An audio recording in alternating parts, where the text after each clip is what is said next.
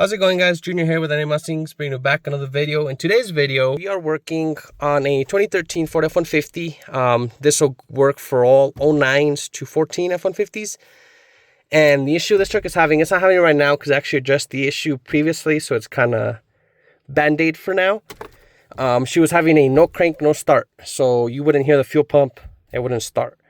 And she actually had the fuel pump replaced. I don't know if that was the first issue or not, but we already know that's not the issue. So the other common issue with these trucks is the fuse box, meaning the fuse, it's one of those little tiny mini fuses. Half of it melts, and it sometimes melts the fuse box slot as well.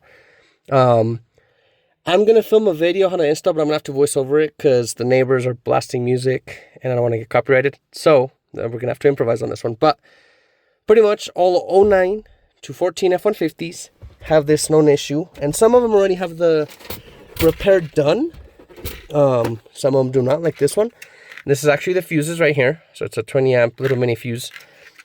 As you can see, I just put a new one in there to get it going while the part showed up. And actually, either Motorcraft or Dorman both have a kit to relocate that fuse with a thicker gauge wire and a different style of fuse. So so here's the whole kit right here. It actually comes with a decal to put on their fuse box. If you ever saw your vehicle that says, hey, the location of the fuse that the manual says isn't correct, it's a certain spot. But anyways, this is the fuse that's going to be now. So now it's not going to be a mini one. It's going to be one of these. It does require you to, of course,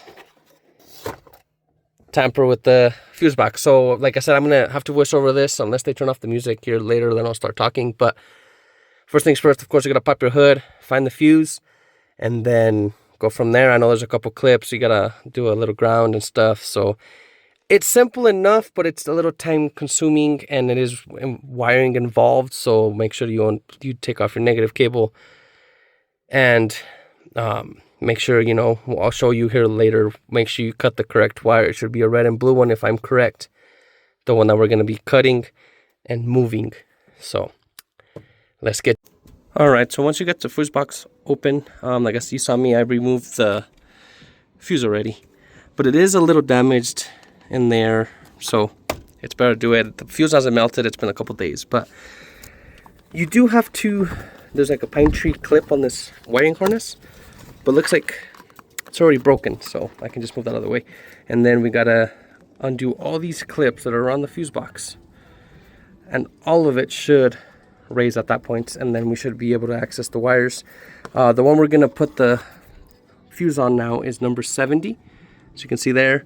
So it should, where's the 70? There's actually already one there. So let me read the instructions again, hold on. Okay, so there was a fuse in there, but as you can see, it's live, but it doesn't have the other, like on this one, you see the two tabs, didn't have it. So we have a spare fuse. I wonder if Ford put that in there for when you move it. I don't know. But anyways, so we're going to move it to here. I was a little confused there for a second because I even pulled out the owner's manual and it even says not used on 70. So if you guys have a fuse on there, remove it. And if there's no second tab, like on this one, that's the one you're putting the wire, which you'll see here in a second. That's where we're making that one work. So, all right, we can proceed. So, okay, so like you're going to undo these four big clips first, lift, just to separate the fuse box from the bracket, and we should see all the wires and then underneath. you undo the 8 little ones that actually splits the fuse box, up, so you can get to the wires, as you can see here. Should be a blue and red wire, and then there is that blue and red wire I was telling you guys. That's the one we're going to be cutting and moving here to the 70 position. Like I said, we're going to box. remove all the little tabs to lift the fuse box. And the instructions actually that came with it are a picture. They're actually really nice. I'll show you guys in a second. But I'm going to go ahead and do that, and I'll demonstrate you guys which tabs you're going to move to lift the fuse box.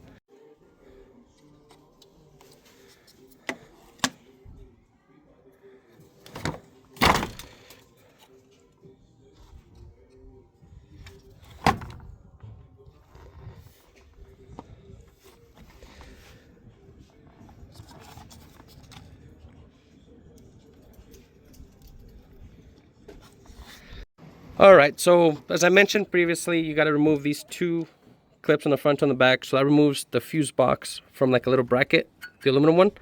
And then you got to remove the 8 little tabs, and that's what splits it with the wires. And again, it's the red and blue thicker wire. Of course, it's already soldered and everything. Make sure you put a protection on there. You don't melt something. And then we're going to heat shrink this on there, cover it. And then we're actually going to heat shrink the other one that we cut. We're going to heat shrink the remainder. That way the water doesn't get to it. I don't know if it does anything, but they provided it. So I'll go ahead and do that.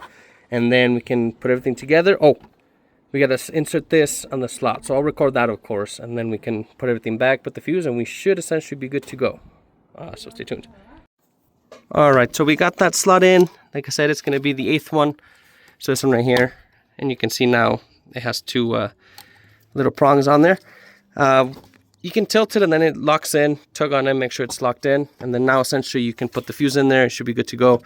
So now we're going to reverse the process, clip the fuse box together, and then we're going to clip it back onto its bracket, and then we'll put the fuse in there, the sticker, and we should be good. So let me do that and we'll show you guys the final product, make sure it starts too.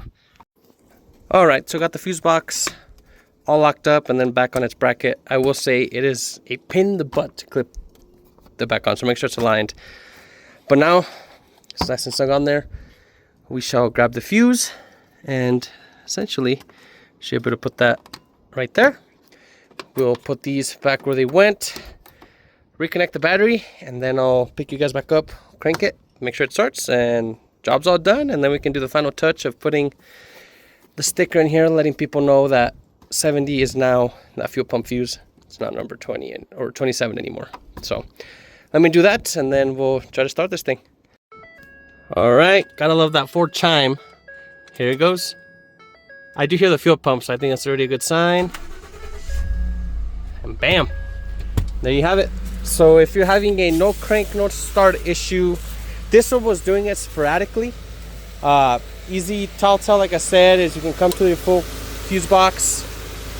It's usually fuse number 27. If you pull out and if it's melted, that's your issue right there. But this one's all done. What we're gonna do is we're gonna put the sticker right here. That way it tells people that now this fuse is the one for the fuel pump. And you're good to go. Thanks for watching. Make sure to hit the like button, hit the subscribe button.